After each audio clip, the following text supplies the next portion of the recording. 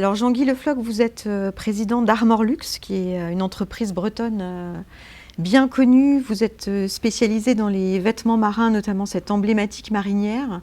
Alors Armor Luxe, c'est une entreprise engagée par définition, par histoire presque. Vous valorisez le Made in Bretagne. On voit dans votre environnement que c'est très fort dans votre ADN. Vous utilisez le coton bio, vous défendez un territoire breton, notamment via des emplois industriels qui sont restés en Bretagne. Alors Armor Luxe, c'est une entreprise qui existe depuis 82 ans, c'est 96 millions de chiffre d'affaires, c'est 600 salariés, 3 usines en France et plus de 80 boutiques. Alors, vous-même, vous avez un parcours qui est finalement fait assez écho à ce que Anne décrivait tout à l'heure, puisque vous avez été cadre d'un grand groupe français et vous avez eu cette envie de revenir dans votre région d'origine et avez repris Armor Luxe avec un associé. Donc, je voulais savoir par rapport aussi à votre parcours personnel, si vous aviez un écho par rapport à ce qui a été dit tout à l'heure sur ce schéma de l'ikigai. Est-ce que vous l'avez fait au moment de ce grand saut que vous avez fait en reprenant Armor Luxe? Nous, notre démarche à Michel et à moi, parce qu'on est associés à reprendre cette maison, notre démarche a été sans doute un peu plus simple que cette démarche japonaise. On connaît bien par ailleurs le Japon, parce qu'on a beaucoup de partenaires au Japon. Notre démarche a été plus simple et assez radicale. On s'est dit, il y a une belle entreprise à Quimper qui emploie 600 personnes. Nous, on est bretons, on a eu la chance de faire de belles études grâce à un système éducatif français très élaboré. Je parle de moi et de mon associé. Et on s'est dit, cette entreprise qui devrait, dans les normes européennes écrites dans les 10 prochaines années, disparaître. Cette belle entreprise et ses emplois, on va les prendre en main, on va les défendre et bec et ongle, on va se battre pour que personne ne soit jamais licencié. Et ça a été notre combat de base et on a tout fait autour de ça. Donc vous voyez, la première valeur, ça a été celle-là. Et quand on a cette valeur-là déjà, c'est moralement sympa. Ça nous permet d'échapper aux contraintes financières tant que les banquiers nous suivent. Et je vous raconterai tout à l'heure ce qui m'est arrivé pendant le premier confinement. C'est un truc assez incroyable. Et donc quand on défend ces valeurs-là, on est sûr de réussir parce que ces valeurs-là sont les valeurs en fait de notre région ici en Bretagne et sans doute de notre pays. Il faut vraiment aujourd'hui se battre pour défendre l'emploi. Ça a été notre vrai combat et je pense que la Bretagne nous a aidés, notre image nous a aidés, notre énergie nous a aidés et nos salariés nous ont aidés. Et tous ensemble, on a réussi. On est toujours aujourd'hui. C'est plus véritablement les mêmes emplois, mais en tout cas, voilà, ça a été notre combat depuis qu'on a repris cette affaire. Vous êtes sur un secteur qui est très concurrencé avec des vêtements qui sont fabriqués à l'autre bout du monde et à des prix extrêmement bas. Comment est-ce que vous défendez cet emploi local? Comment est-ce que vous maintenez des prix et comment est-ce que vous fabriquez des vêtements qui restent accessibles sur un marché encore une fois très concurrencé? Et comment vous avez fait ces choix peut-être de gammes différents pour maintenir cet équilibre? D'abord, on s'est accroché à une valeur fondamentale, mais j'en ai déjà parlé, qui est l'emploi breton. C'était notre premier combat. Ensuite, on s'est attaché à une autre valeur fondamentale ici, qui est la qualité qui est quasi extrême. C'est-à-dire qu'une marinière Armor Luxe, vous pouvez la porter pendant 10 ans et la passer ensuite à vos enfants qui ont grandi et elle sera toujours dans le même état et ça peut aller jusqu'à la 2e, 3e génération. Donc cette qualité, elle est fondamentale pour notre marque. Cette qualité, elle est aujourd'hui basée sur un laboratoire dans lequel on a beaucoup investi. C'est un des plus beaux labos textiles de France et ça n'a pas de prix aujourd'hui. Donc on a opté pour la qualité. Donc la Bretagne est la troisième valeur qu'on a défendue. Et on a effectivement beaucoup insisté sur la marinière, le caban, le pantalon à pont, le pull marin, enfin ces vêtements qui ont fait pendant des siècles l'image de la Bretagne. Et on s'est dit que c'était une vraie valeur pour nous. Et avec tout ça, on a construit une mayonnaise qui tient et qui nous permet de vivre bien, d'avoir un compte de résultat largement positif et de payer des salariés français au prix français sans utiliser à outrance la délocalisation comme la plupart des entreprises de textile mondiales.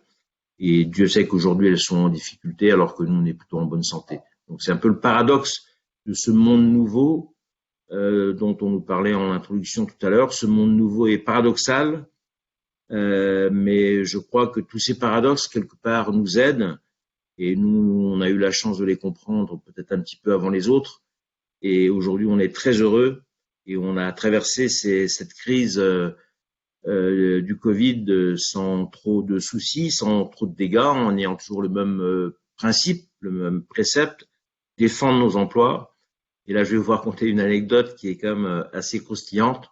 J'ai la chance aujourd'hui de rencontrer un des dirigeants du groupe Banque Populaire. Le premier matin du premier confinement, à 8 heures, mon portable sonne. Je reçois un coup de fil d'un garçon que Joffre connaît sûrement très bien, qui est en charge du Grand Ouest de la Banque Populaire, et qui me dit ne t'inquiète pas Jean-Guy, quoi qu'il arrive, la Banque Populaire sera derrière toi et y compris dans les plus grandes tempêtes, nous serons là. Donc vous voyez, avec des partenaires banquiers et là je n'invente rien, hein, c'est pas improvisé, enfin c'est les choses se sont passées comme ça entre des banquiers qui vous suivent, qui vous aiment, qui ne sont pas là que pour faire de la marge, des salariés qui sont solidaires, des consommateurs qui sont contents de produits parce qu'ils ne sont jamais lésés, parce que la qualité est toujours au rendez-vous, une certaine fidélité à toutes ces valeurs depuis, pour ce qui nous concerne, 25 ans. Avec ça, on traverse toutes les tempêtes. Et nous, ici en Bretagne, on a l'habitude de ces grosses tempêtes. Et celle-là, on l'a bien traversée. Et aujourd'hui, je suis assez serein. Et je remercie au passage la Banque Populaire, enfin le groupement des banques populaires, parce que voilà, ils m'ont filé un sacré coup au moral quand ce matin-là, à 8 heures, j'ai reçu ce coup de fil. Merci beaucoup de ce témoignage, on en est très fiers en tout cas. Vous avez aussi, je crois, un très fort engagement dans la promotion de la filière du coton bio. Vous êtes attentif à ce que votre matière première soit fabriquée avec un coton bio équitable. Vous avez été, je crois, labellisé Max Havelaar. Enfin, est-ce que par rapport à cette réflexion, vous voudriez nous partager vos engagements et aussi la manière dont vous les communiquez à vos clients et peut-être à vos salariés aussi? C'est sûr que depuis qu'on a repris cette maison, ça fait un peu plus de 20 ans, on a compris que le terme générique de tout ça, c'est un peu la RSE, hein, c'est-à-dire la responsabilité sociétale maison était importante et que sans cette dimension, on allait tomber dans la grande banalisation de la production de textiles à bas prix dans le monde. Donc on a fait d'énormes efforts depuis 20 ans pour cette RSE. Donc on est aujourd'hui labellisé ISO 26000, ISO 14001. On a diligenté à l'étranger chez nos sous-traitants parce qu'on travaillait à l'étranger, il ne faut pas se voiler la face pour des grands contrats que nous avons diligenté 660 audits d'un cabinet d'audit bien connu français qui envoie ses auditeurs à travers le monde. On vérifie qu'il n'y a jamais le moindre enfant qui travaille dans la moindre usine qui produit nos vêtements. On vérifie que toutes les heures sup sont payées. Enfin, on vérifie tout. On est très à cheval là-dessus. Et je pense que ça a été aussi un des éléments qui nous a permis de survivre dans cette jungle du textile qui est aujourd'hui hyper mondialisée où tout le monde s'est rué vers le Vietnam, le Bangladesh et le Pakistan en essayant d'obtenir les prix les plus bas du monde. Et il y a toujours un pays émergent qui est encore moins cher. Et nous, on a fait un petit peu l'inverse. Là, quand on a dû sous-traiter pour des raisons de prix sur des marchés publics, on l'a fait en respectant scrupuleusement toutes les règles de l'OIT. On a fait labelliser tous nos sous-traitants par des cabinets d'audit indépendants. Et voilà, et tout ça a fait un tout qui nous a permis de survivre, de gagner des marchés. On a mis, par exemple, la SNCF, on a mis un groupe privé comme Leroy Merlin, Intermarché et les salariés de tous ces grands groupes. Et tous nos clients sont fiers de porter des vêtements qui sont insoupçonnables sur le plan de l'éthique qui entoure leur fabrication. Alors Dieu sait que c'est pas simple. On a une question du public par rapport à l'origine de vos matières premières. D'où viennent-elles en général? Les matières premières, si vous saviez, c'est un long combat et on pourrait y passer des heures. D'abord, il faut savoir qu'en France, il n'y a plus une seule filature. Donc, si vous voulez acheter un fil de coton ou un fil de laine en France, il n'y en a plus. Donc, j'entends parfois des beaux discours sur le sourcing et ça, mais malheureusement, la crise et le sacrifice du textile sont passés par là. Donc, nos matières premières viennent essentiellement d'Europe, mais hors de France, parfois de Chine. Et la confection, qui est l'acte qui coûte finalement le cher, qui est l'assemblage, il est réalisé soit en France, chez nous, dans nos usines, on a 3 usines en France, soit au Maghreb, soit en Asie. Mais à chaque fois, dès qu'on quitte le territoire français, dans des usines qui sont complètement auditées et validées par des auditeurs qui nous certifient que toutes les conditions de travail sont respectées, en respectant 2 normes, d'abord les règles de l'OIT et ensuite les règles propres au pays dans lequel les usines sont placées. Et voilà, ça fait 25 ans qu'on fonctionne comme ça et ça fait 25 ans qu'on n'a pas eu le moindre souci. Et on fait au mieux dans ce monde qui change très vite. Alors on reparle maintenant de réindustrialisation de la France, mais je vous assure que avant qu'on ait remonté des usines de filature en France, je crois qu'il faudra beaucoup d'efforts et beaucoup d'investissements. Donc on a franchi un pas qui nous a préoccupé très longtemps pendant 25 ans. Et maintenant, on a résisté, on a protégé tous nos emplois ici, on continue de recruter ici à Quimper et on espère que cette crise qu'on vient et qu'on est en train de traverser va redonner la conscience à nos dirigeants que l'industrie française c'est pas fini et qu'il faut peut-être essayer de faire beaucoup d'efforts pour qu'elle se reconstruise. Alors, je crois que pendant la crise, vous avez fabriqué des masques, aussi pour donner une activité à vos salariés et ne pas avoir recours au chômage partiel. Est-ce que c'est une espèce de conscience aussi de votre rôle dans la société de PME locale et par rapport aussi au respect que vous pouvez avoir par rapport à vos salariés et à vos clients? Est-ce que sur cette notion-là, vous avez des choses à nous dire? Écoutez, ici, c'est peut-être un petit peu une caricature, mais on est perdu au fin fond du Finistère. On a une espèce de solidarité intrinsèque entre nous. On est extrêmement solidaires. Une entreprise, c'est comme une grande famille. On va oublier ce terme d'entreprise familiale comme peut être galvaudé il y a longtemps. On est une grande famille, on est tous solidaires. Et là, effectivement, on a préféré trouver un job pour l'ensemble de nos opératrices de tricotage et de confection pendant toutes ces fermetures de nos magasins, et où on a eu l'idée de fabriquer des masques. On en a fabriqué plus de 2,5 millions. Et en plus, ça a été utile à la population, parce qu'à l'époque, il y avait, rappelez-vous, une pénurie générale en France. Donc voilà, tout le monde s'y est retrouvé, et surtout nos salariés qui sont venus travailler, qui ont fait des heures sup, qui ont travaillé souvent le samedi, et qui ont amélioré c'est un peu un paradoxe, mais qui ont amélioré leur salaire pendant cette période de difficulté. Et nous, on était très heureux parce que notre mission première à nous, chefs d'entreprise, là, chez Armor Lux, c'est comme ça, mais je pense que c'est à peu près comme ça partout en Bretagne. Notre première mission, c'est de défendre l'emploi et de défendre la sérénité de nos salariés. Alors peut-être une dernière question par rapport au circuit court dont on a un petit peu parlé avec Anne et un peu plus avec Franck.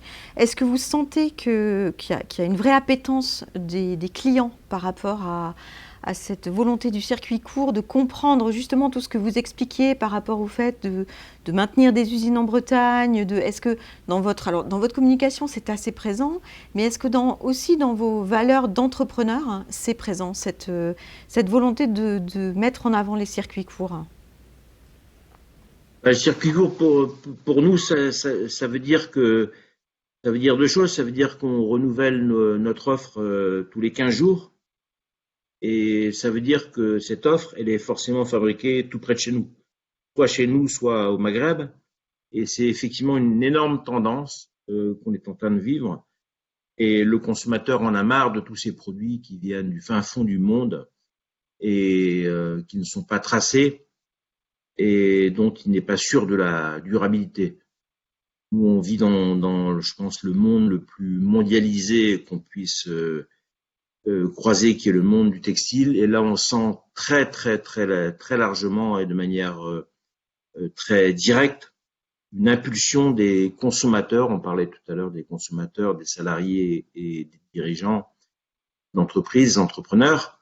Là, on sent une pression très forte des consommateurs pour comprendre d'où vient le produit et pour vérifier qu'il est fabriqué selon des normes sociétales qui sont acceptables. Et ça, c'est assez nouveau, et je pense que cette crise va accentuer ce mouvement. Je pense qu'on en sortira tous grandis. Est-ce que vous pensez, et cette question va s'adresser également aux deux autres personnes ici à mes côtés, qu'on est dans un moment de rupture ou qu'on est dans un moment de transition? Alors vous disiez tout à l'heure que les nouveautés, c'est forcément tout au long de l'histoire des choses assez récurrentes dans les mouvements sociaux, dans les mouvements économiques. Mais est-ce que vous pensez que là, ce moment qu'on est en train de vivre, de cette crise qui est quand même assez extraordinaire par sa mondialisation, par sa violence, par sa force, est-ce que c'est un moment de rupture ou c'est un moment de transition? Peut-être on va poser la question d'abord à Jean-Guy Le Floch. Non, je pense pas qu'il y ait de véritable rupture. Il y a sûrement une rupture psychologique pour nous tous. Ça a été, faut pas se le cacher, ça a été très dur et c'est très dur. Donc la rupture psychologique, elle existe. Et il y aura sans doute un jour un constat à faire sur cette rupture psychologique. Quant à l'économie, je pense que on peut parler simplement de transition, et je pense que tout le monde a pris conscience que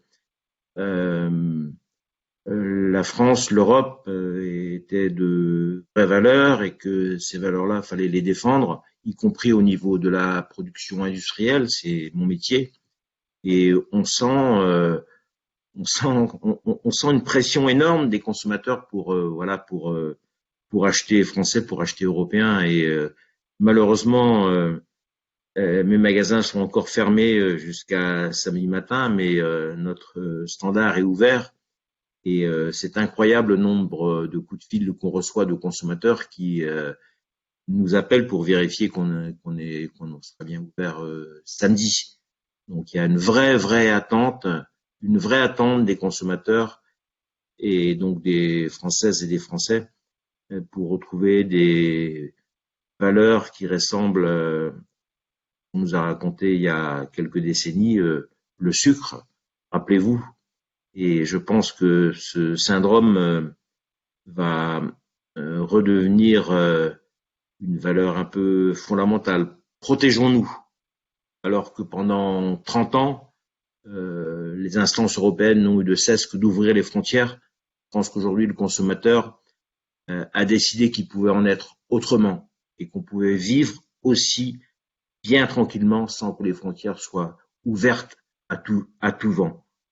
Voilà. Et ici, on aime bien le vent, mais on aime bien aussi gérer notre navire en utilisant le vent.